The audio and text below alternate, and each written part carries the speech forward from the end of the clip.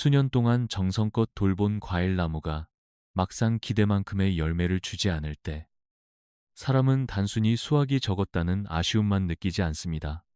물을 챙기고 벌레를 막고 늦서리를 걱정하고 한여름 더위를 견디게 하며 버텨왔던 시간까지 한꺼번에 허전해집니다. 특히 한국처럼 봄은 짧고 여름은 덥고 습하며 겨울은 매서운 곳에서는 한 그루 큰 나무를 오래 기다리는 일이 생각보다 더 어렵게 느껴질 때가 많습니다. 서울의 작은 베란다, 경기의 좁은 마당, 전주의 담장 옆 자투리 땅처럼 우리가 실제로 살아가는 공간은 넓지 않은데 마음만큼 수확이 따라오지 않으면 점점 지치게 됩니다. 그런데 바로 그 지점에서 시선을 조금만 바꾸면 전혀 다른 길이 보입니다. 꼭 큰 나무를 오래 기다려야만 먹을거리가 생기는 것은 아닙니다.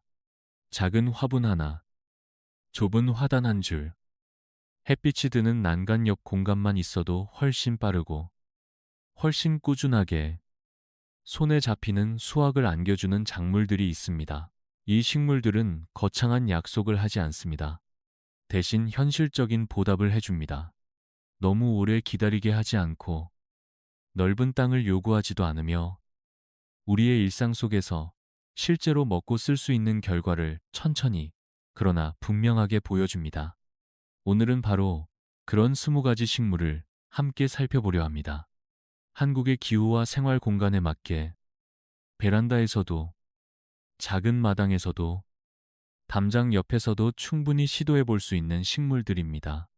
정원을 더 크게 만드는 이야기가 아니라 지금 가진 공간을 더 알차게 바꾸는 이야기입니다. 기다림에 지친 분이라면 이번에는 정말 손에 남는 변화를 만나게 될지도 모릅니다. 그렇게 시선을 조금 아래로 돌리기만 해도 정원은 갑자기 훨씬 현실적인 가능성으로 가득 차기 시작합니다. 그 변화의 출발점으로 가장 먼저 떠올릴 수 있는 것이 바로 사계절. 여러 차례 열매를 보여주는 딸기와 화분 재배에 잘 맞는 블루베리입니다. 이 두 작물은 한국의 작은 생활 공간에서 놀랄 만큼 만족스러운 수확 경험을 만들어주는 대표적인 열매 작물입니다. 딸기는 넓은 땅이 없어도 괜찮습니다. 햇빛이 잘 드는 베란다 난간 옆 긴 화분이나 작은 마당 가장자리만 있어도 꽃이 피고 열매가 물들어가는 모습을 가까이에서 볼 수 있습니다. 무엇보다 좋은 점은 기다림이 길지 않다는 것입니다. 큰 과일나무처럼 몇 해를 참고 지켜봐야 하는 것이 아니라 비교적 빠르게 눈에 보이는 변화를 보여주기 때문에 가꾸는 사람의 마음을 붙잡아 줍니다.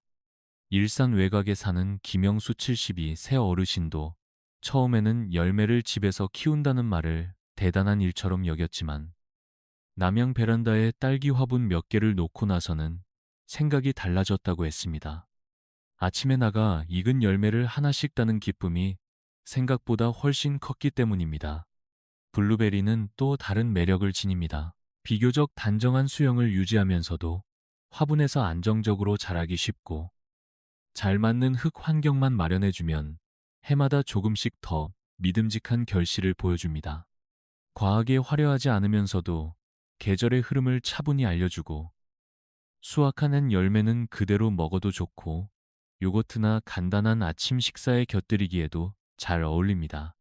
결국 딸기와 블루베리가 주는 가장 큰 위로는 대단한 기술이 아니라 작은 공간에서도 정말 열매를 만날 수 있다는 확신입니다. 그리고 바로 그 확신이 다음 식물들로 시선을 넓혀 가게 만드는 가장 자연스러운 시작이 됩니다. 딸기와 블루베리가 작은 공간에서도 열매를 만날 수 있다는 자신감을 심어준다면 그 다음에는 조금 더 깊고 단단한 만족을 주는 작물들로 자연스럽게 마음이 움직이게 됩니다. 그 흐름 속에서 살펴볼 만한 것이 바로 라즈베리와 아로니아입니다. 라즈베리는 많은 사람이 넓게 퍼지고 다루기 까다로운 식물이라고 먼저 떠올리지만 최근에는 비교적 관리하기 쉬운 형태로 기를 수 있는 품종들도 있어 작은 마당이나 햇빛 좋은 담장 옆에서 생각보다 훨씬 차분하게 자리를 잡아갑니다. 특히 열매가 익어가는 과정이 눈에 잘 보이고 잘 익은 것을 바로 따서 맛보는 즐거움이 분명해서 수확의 기쁨을 또렷하게 느끼고 싶은 사람에게 잘 맞습니다. 블루베리가 단정하고 안정된 기쁨을 준다면 라즈베리는 조금 더 생생하고 산뜻한 계절감을 안겨줍니다. 경기도에 사는 박성호 74 어르신도 처음에는 이런 열매 작물이 자기 집 작은 뜰과 어울릴지 망설였지만 막상 몇 그루를 들인 뒤에는 해마다 익는 모습을 기다리는 재미가 생겼다고 했습니다. 한편 아로니아는 훨씬 묵직하고 조용한 매력을 지닌 식물입니다. 화려하게 앞에 나서기보다는 계절이 흐를수록 점점 더 믿음직한 존재처럼 느껴지는 종류에 가깝습니다. 비교적 튼튼하고 자리를 잘 잡으면 꾸준히 열매를 맺으며 열매의 색도 깊어서 정원에 안정된 인상을 더해줍니다. 그대로 많이 먹기보다는 차분히 모아두었다가 활용하는 맛이 있어 눈앞에 즉각적인 즐거움과는 또 다른 만족을 줍니다.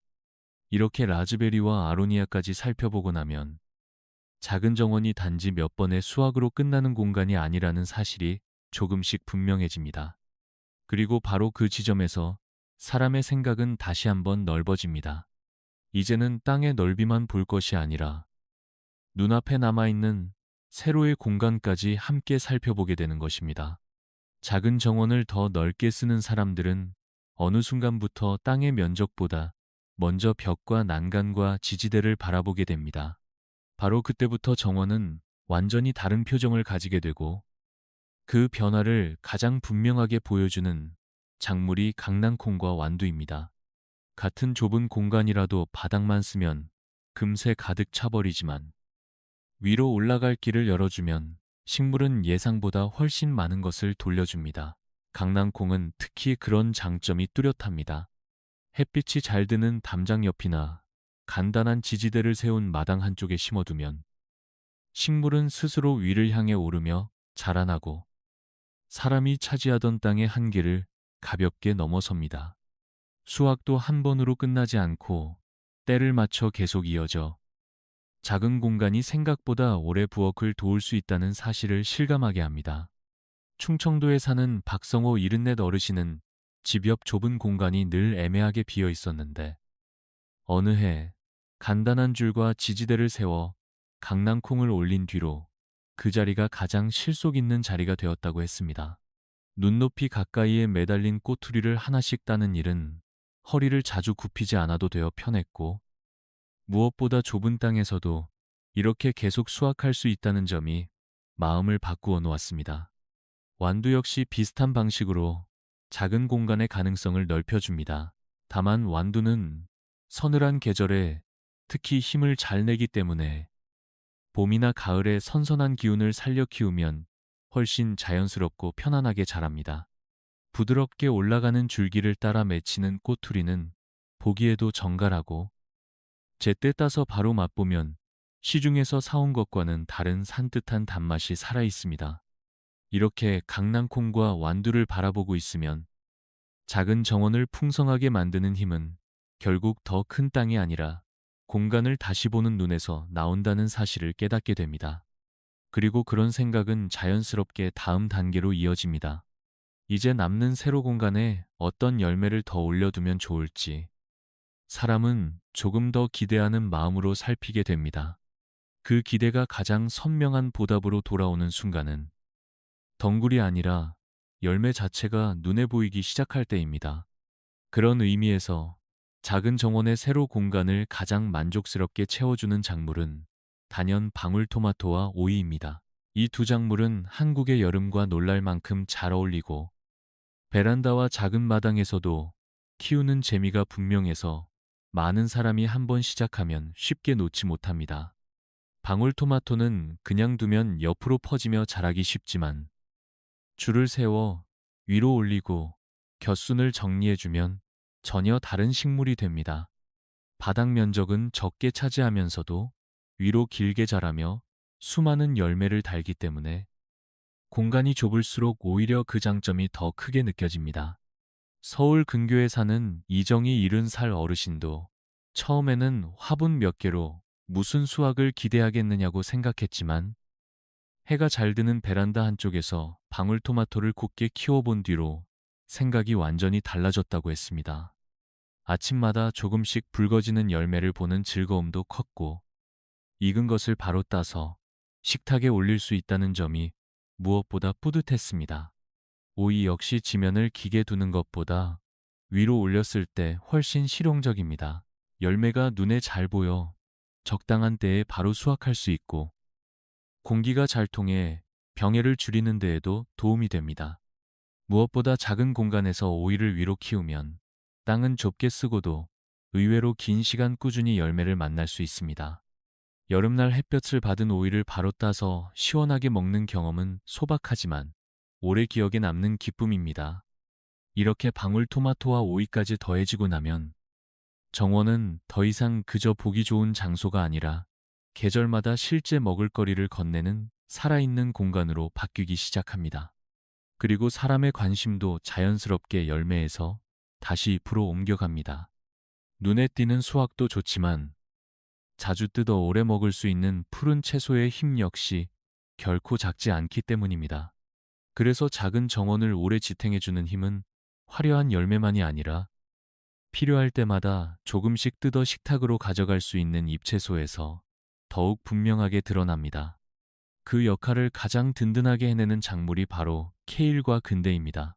케일은 한번 자리를 잡으면 바깥잎부터 차례로 수확하면서 오랫동안 길러갈 수 있어 수확이 한순간에 끝나버리는 작물과는 전혀 다른 안정감을 줍니다. 날이 선선해질수록 잎의 상태가 더 좋아지는 경우도 많아 한국처럼 계절 변화가 뚜렷한 곳에서는 특히 믿음직하게 느껴집니다. 큰 수확을 한번 얻는 기쁨과는 다르게 케일은 필요할 때마다 조금씩 가져다 쓰며 정원이 꾸준히 사람을 먹여 살린다는 감각을 만들어줍니다. 인천에 사는 최미경 73살 어르신도 처음에는 눈에 바로 띄는 열매가 있는 식물만 찾았지만 몇 달 동안 케일을 길러보면서 생각이 바뀌었다고 했습니다. 며칠 간격으로 바깥잎을 따서 식사에 더할 수 있다는 사실이 예상보다 훨씬 큰 위안이 되었기 때문입니다. 근대는 또 다른 방식으로 작은 정원을 빛나게 합니다. 더위에도 비교적 잘 버티고 추위 앞에서도 쉽게 힘을 잃지 않으며 줄기와 잎이 함께 풍성하게 자라서 보는 즐거움과 먹는 즐거움을 동시에 줍니다. 색이 살아있는 줄기는 정원에 생기를 더하고 부드러운 잎은 여러 음식에 자연스럽게 어울려 활용하기도 좋습니다. 무엇보다 케일과 근대는 둘 다 조금씩 자주 수확할 수 있다는 공통점을 가지고 있어 정원을 한 계절의 이벤트가 아니라 생활 속 흐름으로 바꾸어 줍니다. 이렇게 잎채소의 가치를 알고 나면 사람은 점점 더 분명하게 깨닫게 됩니다. 작은 공간을 풍성하게 만드는 일은 한번 크게 거두는 데 있지 않고 자주 그리고 오래 이어지는 수확을 만드는 데 있다는 사실입니다. 그리고 바로 그 깨달음은 다음으로 이어질 더 부드럽고 일상적인 잎채소 이야기로 자연스럽게 발걸음을 옮기게 합니다. 그렇게 자주 그리고 오래 이어지는 수확의 가치를 알게 되면 정원은 점점 더 거창한 계획의 대상이 아니라 하루의 식사를 조용히 받쳐주는 생활의 일부가 됩니다. 그 흐름을 가장 부드럽게 이어주는 작물이 바로 잎상추와 말라바르 시금치입니다. 잎상추는 한국의 식탁과 특히 가까운 채소이기 때문에 작은 공간에서 길렀을 때 만족감이 더욱 큽니다. 한꺼번에 많이 심어 한 번에 끝내기보다 시기를 조금씩 나누어 씨를 뿌리면 어느 한쪽을 수확하는 동안 다른 쪽이 다시 자라나며 훨씬 긴 시간 동안 신선한 잎을 이어서 만날 수 있습니다. 베란다의 긴 화분이든 작은 마당의 낮은 화단이든 자리를 크게 차지하지 않으면서도 식사 때마다 바로 뜯어 쓸 수 있다는 점이 무엇보다 실용적입니다. 수원에 사는 윤정자 75살 어르신도 한때는 상추를 한철 작물로만 여겼지만 심는 시기를 나누고 바깥잎부터 차례로 수확하는 방식을 익힌 뒤에는 작은 화분 몇 개만으로도 훨씬 오랜 기간 식탁을 채울 수 있다는 사실에 놀랐다고 했습니다. 말라바르 시금치는 또 다른 의미에서 정원을 든든하게 지켜줍니다. 봄과 가을에는 상추 같은 부드러운 잎채소가 빛을 발하지만 무더운 여름이 깊어지면 많은 잎채소가 금세 지치고 맛도 달라집니다. 바로 그때 말라바르 시금치는 오히려 더 힘을 내며 자랍니다. 더위와 습기를 견디며 줄기를 뻗고 잎을 계속 내놓기 때문에 여름철 정원이 텅 비는 느낌을 막아주는 고마운 존재가 됩니다. 담장이나 간단한 지지대를 따라 올리면 좁은 자리에서도 충분히 키울 수 있고, 한여름에도 손에 잡히는 푸른 잎이 남아있다는 사실만으로도 사람의 마음은 한결 놓이게 됩니다. 결국 잎상추와 말라바르 시금치는 서로 다른 계절의 빈틈을 메우며 작은 정원이 한순간 반짝이는 공간이 아니라 계절을 이어가며 사람을 돌보는 공간이 되게 만듭니다. 그리고 그렇게 정원이 일상의 식탁과 더 가까워질수록 사람의 시선은 자연스럽게 다음 단계로 향합니다. 이제는 단지 넉넉하게 자라는 채소를 넘어 아주 좁은 자리에서도 오래 곁에 두고 자주 꺼내 쓸 수 있는 더욱 실속 있는 작물들을 떠올리게 되는 것입니다. 그 시선이 닿는 곳에는 대개 아주 화려하지는 않지만 막상 곁에 두면 가장 자주 손이 가는 작물들이 자리하고 있습니다. 비트와 쪽파, 그리고 부추가 바로 그런 존재입니다. 비트는 작은 공간에서 얻는 만족이 유난히 큰 작물 가운데 하나입니다. 많은 사람은 뿌리만 떠올리지만 비트의 진짜 장점은 자라는 동안 잎까지 함께 활용할 수 있다는 데 있습니다. 어린 잎은 부드럽게 먹을 수 있고, 시간이 지나 뿌리가 여물면 또 다른 수확이 기다리고 있으니 한 자리에 심어두고도 두 번의 기쁨을 만나는 셈입니다. 좁은 화분이나 깊이가 있는 작은 화단에서도 비교적 단정하게 자라기 때문에 넓지 않은 공간을 알뜰하게 쓰고 싶은 사람에게 특히 잘 맞습니다. 반면 쪽파와 부추는 더욱 생활 가까이에 있습니다. 이 둘은 대단한 설명이 필요 없을 만큼 한국의 식탁과 자연스럽게 이어져 있습니다. 국 한 그릇에도 쓰이고 부침에도 어울리고 무침이나 양념에도 빠지지 않으니 조금만 길러도 체감되는 쓰임이 매우 큽니다. 대전에서 지내는 윤정자 75살 어르신은 여러 채소를 길러봤지만 결국 가장 오래 남은 것은 쪽파와 부추였다고 말했습니다. 이유는 단순했습니다. 눈에 띄게 자라고 자주 베어 쓸 수 있고 조금 잘 나와도 그날 식사가 바로 달라졌기 때문입니다. 특히 부추는 해가 바뀌어도 다시 올라오는 힘이 있어 한번 자리를 잘 잡아두면 계절이 돌아올 때마다 반갑게 만나게 됩니다. 쪽파 역시 작은 틈새만 있어도 충분히 자랄 수 있어 화분 가장자리나 자투리 흙을 허투루 두지 않게 도와줍니다. 이렇게 비트와 쪽파, 부추를 곁에 두고 나면 정원이란 결국 눈길을 끄는 한두 가지 식물만으로 완성되는 것이 아니라는 사실이 더욱 또렷해집니다. 사람을 오래 붙잡아 두는 정원은 이렇게 소박하지만 자주 쓰이고 꾸준히 돌아오는 작물들로 조금씩 완성됩니다. 그리고 그쯤 되면 마음속에는 또 하나의 여유가 생깁니다. 이제는 꼭 필요한 것들을 넘어서 작은 마당이나 서늘한 자리에서 조금 더 다양한 열매를 시도해보고 싶은 마음이 천천히 피어나기 시작하는 것입니다. 그런 마음은 서두르지 않아도 괜찮습니다. 오히려 기본이 되는 채소와 익숙한 열매를 몇 계절 길러본 뒤에야 사람은 비로소 자기 정원에 어떤 여백이 남아있는지 또 어떤 새로운 식물을 들이면 좋을지를 차분히 보게 됩니다. 바로 그 여백을 천천히 채워줄 수 있는 작물들이 커런트와 구스베리, 허니베리, 그리고 산자나무입니다. 이 식물들은 한국의 모든 가정에서 가장 먼저 떠올릴 만한 종류는 아닐지 몰라도 작은 마당이 있거나 비교적 서늘한 환경을 가진 사람, 혹은 정원에 조금 더 깊은 표정을 더하고 싶은 사람에게는 충분히 매력적인 선택이 될 수 있습니다. 커런트와 구스베리는 공간을 지나치게 차지하지 않으면서도 계절이 오면 조용히 열매를 맺어 화려하게 드러나지 않는 대신 성실한 기쁨을 남깁니다. 한번 자리를 잡은 뒤 해마다 조금씩 익숙한 얼굴처럼 돌아오는 그 느낌은 빠른 수확과는 다른 종류의 만족을 줍니다. 허니베리는 특히 서늘한 기운을 좋아하는 편이라 환경이 맞는 곳에서는 더욱 반가운 선택이 될 수 있고 남들보다 이른 시기에 열매를 만나는 즐거움을 안겨주기도 합니다. 산자나무는 조금 더 개성 있는 작물이지만 열매뿐 아니라 식물 자체가 가진 강인한 인상과 존재감이 분명해서 정원의 분위기를 단단하게 만들어줍니다.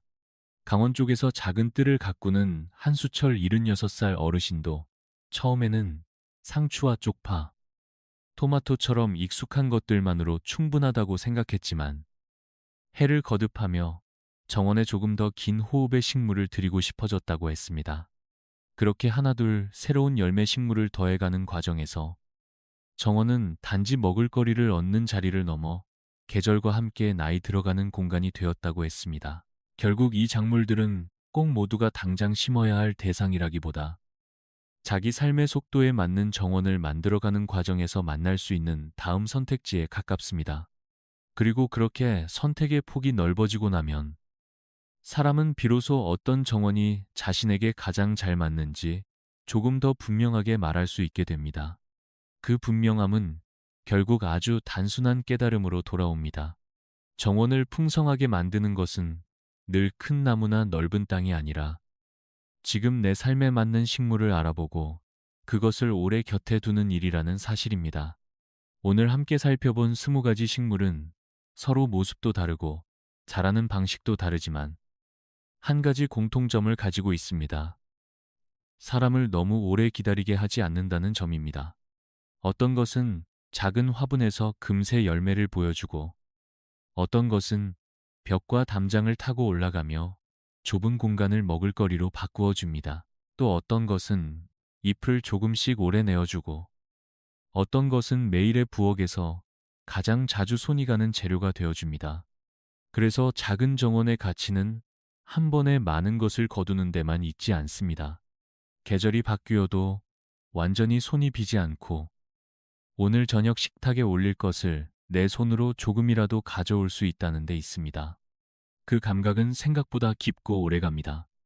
서울의 베란다이든 경기의 작은 마당이든 강원의 서늘한 뜰이든 중요한 것은 남들이 좋다고 하는 모든 것을 다 심는 일이 아닙니다. 내 집의 햇빛과 바람, 내가 돌볼 수 있는 시간, 그리고 우리 식탁에서 정말 자주 쓰이는 것을 먼저 헤아리는 일입니다.